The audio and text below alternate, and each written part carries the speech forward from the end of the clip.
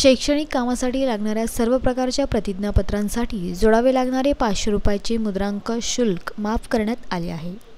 महसूल मंत्री चंद्रशेखर बावनकुळे यांनी हा निर्णय घेतला।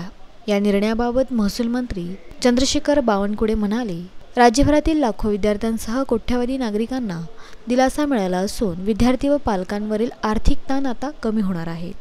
कुठल्याही शैक्षणिक कामाकरिता जात प्रमाणपत्र, उत्पन्नाचा दाखला, रहिवासी प्रमाणपत्र, नॉन क्रिमिनल अथवा राष्ट्रीयत्व प्रमाणपत्र तसेच शिक्षणाकरिता महसूल विभागाकडून जी प्रमाणपत्र लागतील त्याला कुठलेही मुद्रांक शुल्क लागणार नाही। हा निर्णय विद्यार्थी व पालकांसाठी महत्त्वपूर्ण आहे। या निर्णयाची तात्काळ अंमलबजावणी करण्यात येईल।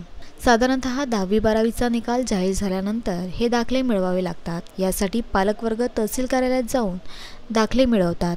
प्रत्येक दाखल्यासाठी 500 रुपये याप्रमाणे सुमारे 3000 रुपये यासाठी पालक खर्ची घालतात।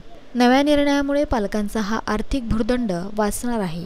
सध्या कागदावर अर्ज लिहून तो सेतू कार्यालयामार्फत तहसील कार्यालयात द्यावा लागेल, त्यानंतर लगेच दाखले मिळतील। आता यानंतरच्या कुठल्याही शैक्षणिक कामाकरता म्हणजे जात पडताळणी प्रमाणपत्र असेल, उत्पन्नाचा दाखला असेल, रहिवासी प्रमाणपत्र असेल, नॉन क्रिमिनल प्रमाणपत्र असेल, राष्ट्रीयत्वाचं प्रमाणपत्र असेल किंवा शैक्षणिक कार्याकरता जे जे विद्यार्थी पास होतील त्या सर्वांना विद्यार्थ्याच्या शैक्षणिक कार्याकरता जे जे काही आमचा महसूल विभाग प्रमाणपत्र देतात त्या प्रमाणपत्राला कुठलाही स्टॅम्प लागणार नाही, कुठलाही मुद्रांक शुल्क लागणार नाही असा निर्णय आमचं सरकार देवेंद्र फडणवीसजींच्या सरकारने घेतलेला आहे।